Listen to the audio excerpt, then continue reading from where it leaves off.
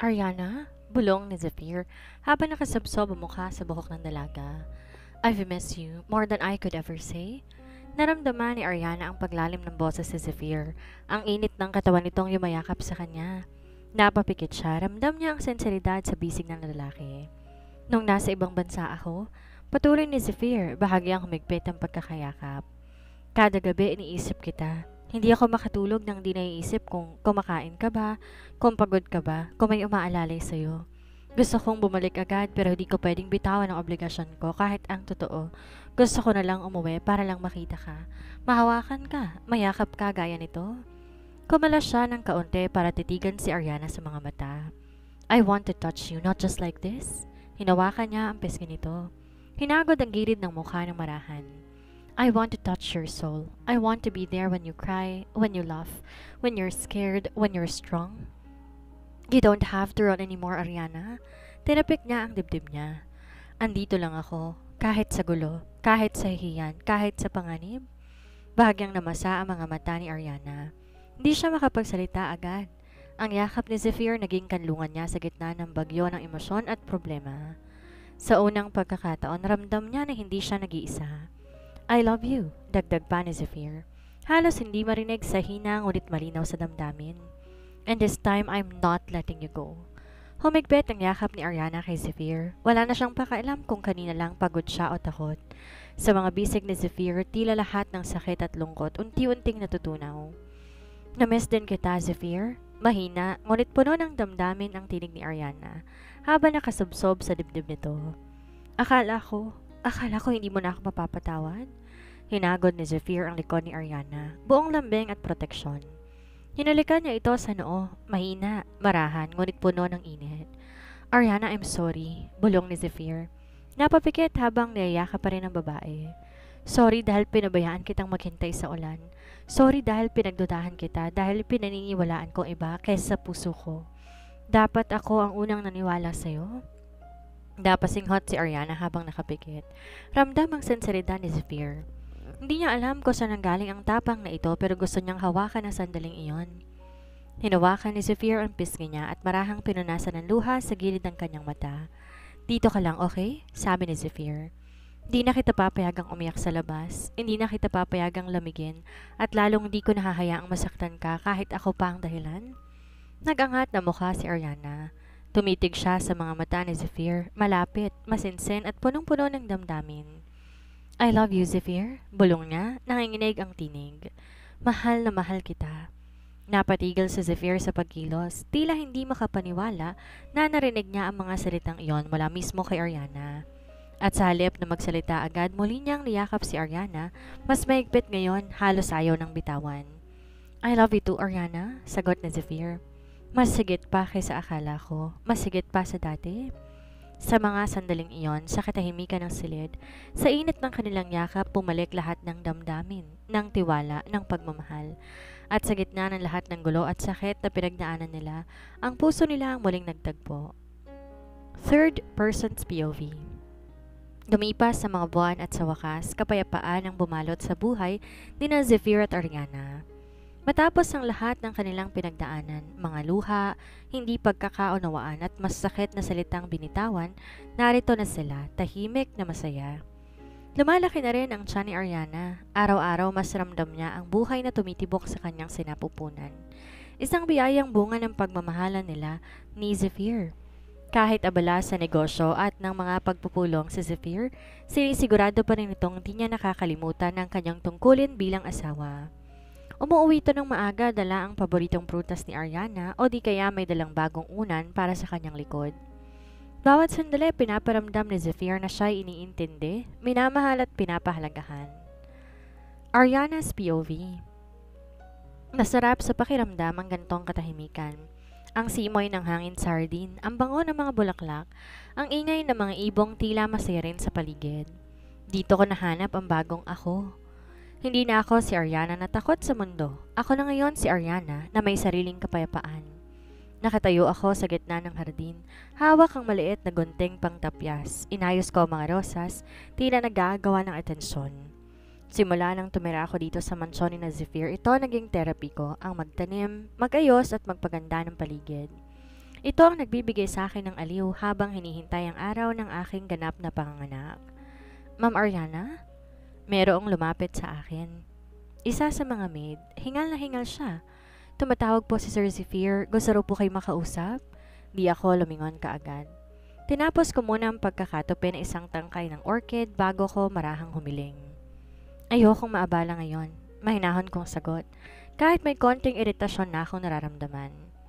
Nakita ko na pakamot ng ulo ang maid. Wala siyang nagawa, kundi bumalik sa loob at ipaalam kay Zephyr na abala ko. Ilang segundo lang lumipas, narinig ko uli ang yabag ng parehong maid. May hawak na naman siyang cellphone. Ma'am, tumawag po ulit si Sir Zephyr, medyo parang galit na po siya. Napabuntong hininga ko. Tila ba alam ko magrereklamo na naman si Zephyr kung bakit di ko sinasagot ang tawag niya. Pero kanina pa siya tumatawag. Una pa lang nung papalabas siya ng mansyon, tinawagan na niya ako. Hindi ba't sapat na iyon? Sabihin mo, busy ako, sabi ko ulit. Di naalis ang mata sa mga bulaklak. Umiling na lang ang katulong, halatang nahihiya na sa paulit-ulit na paghahatid ng cellphone. Naaawa na rin ako sa kanya, pero gusto ko lang naman ng sandali para sa sarili ko. Kailangan ko rin ng espasyo, lalo na't malapit na ako manganak.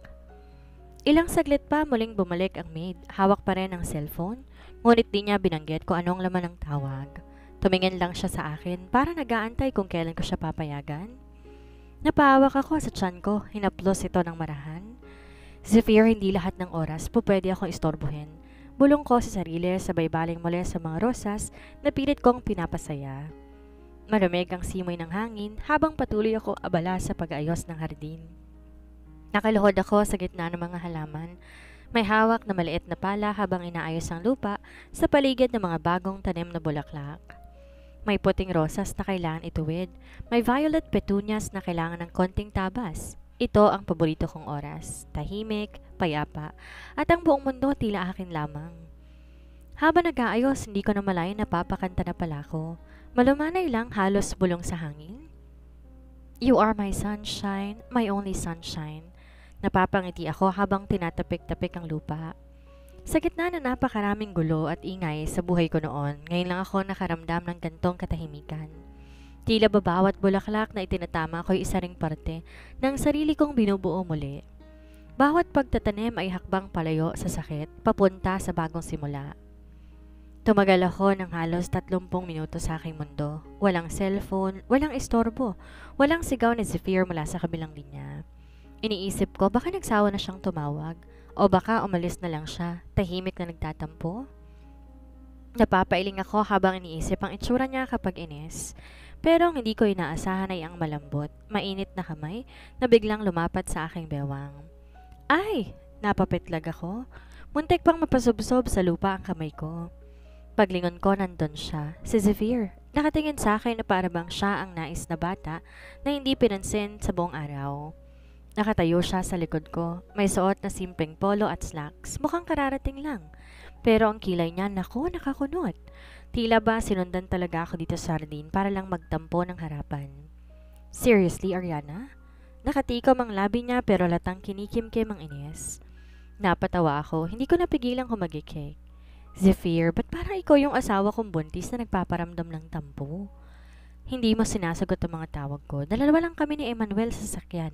Wala kang ka-text, wala kang reply, kaya naisip ko, baka ibang lalaking kasama mo sa hardin. Iritado niyang wika pero may bahid ng biro. Umiti ako habang inabot ang kamay niya at ipinatong yon sa tiyan ko. Anong ibang lalaki, Zephyr? Ito lang kasama ko, oh. Yung baby nating super likot kanina.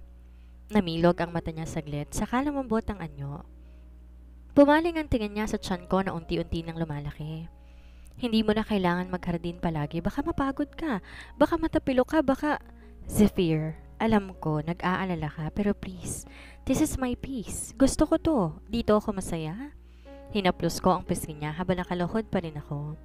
And besides, mas masarap magtanim ng bulaklak kaysa magtanim ng tampo. Nagkibit balikat siya at saka dahan-dahang naupo sa gilid ko. Sasabihin mo lang sana kanina na gusto mo ng oras, hindi yung parang ghosting na. Tumawa ako. Ghosting agad, nasa garden lang ako. Tahimik kami saglit. Tayong hunin ng mga ibon at langit-ngit na mga dahon ang naririnig. Tapos marahan niya ako niyakap mula sa likod. Mainit, komportable, buo. I miss you, bulong niya sa tenga ko. Promise me, kahit busy ka sa hardin, kahit ayaw mong sagutin ang mga tawag ko, huwag mo akong isasara sa mundo mo. Huminga ako ng malalim. Tinabig ko ang ilang buhok na natabunan ng aking mukha at saka bumulong pabalik. I promise. At sa gitna ng hardin namin yon, kasama ang mga bulaklak, lupa at liwanag ng dapit hapon, naramdaman kong ito ang tahanan ko. Si Zephyr ang tahanan ko. Third person's POV. Halika na, pasok na tayo. Malambing na anyaya ni Zephyr habang hinahawakan ng kamay ni Ariana. Nakangiti si Ariana at may konting putik sa nilay ng dress mula sa hardin, hindi niya yon alintana. Buong araw siyang nagpakasaya sa mga bulaklak, pero ngayong nandito na si Zephyr, parang mas lalong gumaan ang pakiramdam niya. Pagpasok nila sa loob ng mansyon, sinulubong sila ng sabik na tinig ni Emmanuel. Daddy, Mommy! Sigaw ng bata habang tumatakbo papunta sa kanila. Agad siyang binuhat ni Zephyr habang si Ariana naman kinuskos ang buhok nito, sabik na sabik sa bata. Daddy, di ko pa binubuksan ha? Masiglang sabi ni Emmanuel. Naku, ano yun anak? Tanong ni Zephyr, naguguluhan ngunit may halong tuwa. Yung bagong laruan na binili mo, tukoy ng bata habang kumikistap ang mata. Sabi ni Yaya para daw yun sa akin pero hindi ko muna bubuksan. Bakit naman? Tanong ni Ariana habang nauupo sa sofa. Himas-himas ang tiyan. Gusto ko kasi sabay namin bubuksan ni baby. Sagot ni Emmanuel habang tumapat sa tiyan ni Ariana at ibinulong. Hintayin kita ha? Napangiti si Zephyr sa inosenteng desisyon ng anak. Tinapik niya ang ulo ni Emmanuel sabay tanong. Paano kung babae ang maging kapatid mo? Natigilan si Emmanuel. Napakagatlabi saglit at nagkamot ng batok. Okay lang, basta maglalaro kami kahit Barbie pa yun. Napahalakak si Ariana at Zephyr. Napakabait talaga ng anak nila. Ang importante, sabay kayo, sabi ni Ariana. Lumapit at niyakap silang dalawa. Hindi lang yon, dagdag ni Zephyr. Ang importante, mahal mo ang kapatid mo, kahit sino siya, lalaki man o babae. Promise, singit ni Emmanuel sabay taas ng pinky finger. Nag-pinky swear silang tatlo, isang maliit pero makahulugang sandali sa gitna ng simpleng hapon na yon. At sa gitna ng mga tawa, yakapan at talakakan, tila buo ng isang pamilya. Pamilya na minsan ay gumuho, pero muling tinayo sa mas matatag na pundasyon, ang pagmamahalan. Tahimik na ang gabi, tayong maririnig ang mahinang tunog ng orasan, ang banayad na huni ng kuliglig sa labas ng bintana. Sa loob ng silid nakaigana si Emmanuel sa gitna ng malaking kama, mahimbing na ang tulog, yakap-yakap ang bagong stuffed toy na binili ni Zephyr. Dahan-dahan namang lumabas ng kwarto sina Zephyr at Ariana, nagtungo sa balcony ng kanilang silid. Suot ni Ariana ang manipis na cotton robe habang si Zephyr nakasimpleng pajama lang. Hawak ang 2 tasa ng gatas na may konting cinnamon. Alam niya paborito ni Ariana ito sa gabi. Para sa'yo, sabi ni Zephyr sabay abot ng tasa. Ngumiti si Ariana. Alam mo talaga kung paano ko pakalmahin. Siyempre, sagot ni Zephyr sabay upo sa tabi niya. Wala akong ginustong ibang kabisaduhin kundi ikaw. Tahimik silang umupo saglit. Ang hangin ay malamig ngunit nakakilabot. Bagkos may hatid na katahimikan. Naalala mo ng first time tayo nagkita? Tanong ni Zephyr habang nakatingin sa tanawin. Napatawa si Ariana. Paano ko makakalimutan? Suplado ka, alam mo kung sino? Suplado talaga ako noon, sagot ni Zephyr sabay tingin sa kanya. Pero sa totoo lang, natatakot ako masaktan. Tumahimik si Ariana, tapos inabot ang kamay ni Zephyr. Lahat naman tayo natatakot pero mas pipiliin kong masaktan ulit kaysa hindi kita minahal. Sorry kung pinagdudahan kita noon, mahinang sabi ni Zephyr. Pero ngayon, Ariana, wala na ako ibang gustong makasama kundi ikaw. Hindi lang bilang ina ng anak natin, kundi bilang babae na gusto kong makasama habang buhay. Napaluha si Ariana, hindi sa lungkot kundi sa sobrang tuwa. Sinandal niya ang ulo sa balikat ni Zephyr. I love you, bulong niya. Hinalikan siya ni Zephyr sa noo. I love you more? Around 9 months later, umiiyak ang isang bagong silang na sanggol sa loob ng delivery room. Nasa tabi si Zephyr, hawak ang kamay ni Ariana habang pinipigil ang sariling umiyak sa emosyon. Congratulations, ani ng doktor. It's a girl. Napangiti si Ariana, pawis at pagod pero masaya. May pangalan na ba kayo? Tanong ng nurse. Nagkatinginan ang dalawa. Amara, bulong ni Ariana. Amara Madrigal, dagdag ni Zephyr, buong pagmamalaki. Epilogue. Sa isang picnic sa hardin, masayang naglalaro si Emmanuel kasamang kapatid niyang si Amara. Habang nakaupo sa upuan si Ariana, may bitbit na baby bottle at si Zephyr nakasandal sa kanya, hawak ang kamay niya. Mahal, gusto mo pa ba ng isa? Biro ni Zephyr. Isa pang baby? Kunot noong tanong ni Ariana. Hindi, ngumiti si Zephyr. Isa pang tasa ng cinnamon milk. Nagtawanan silang dalawa. Sa wakas, matapos ang lahat ng pagsubok, nahanap nila ang kanilang tahanan, hindi sa isang mansyon, kundi sa piling ng isa't isa. 5 years later.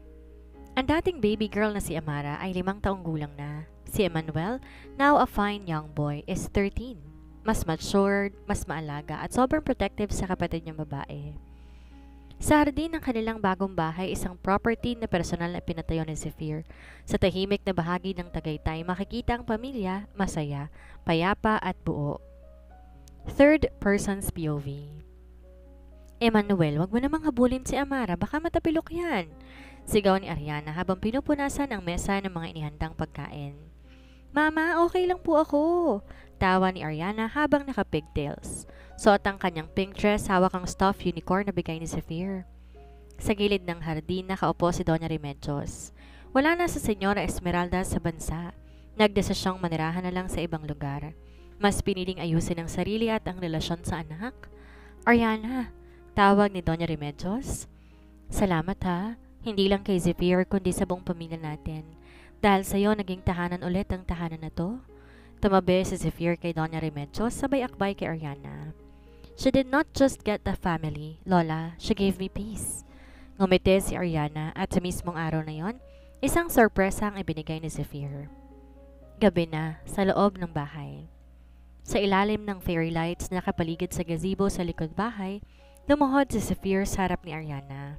Nakabestida ito, walang make-up, pero sa mata ni Zephyr, yon ang pinakamagandang babaeng nakita niya sa buong buhay niya.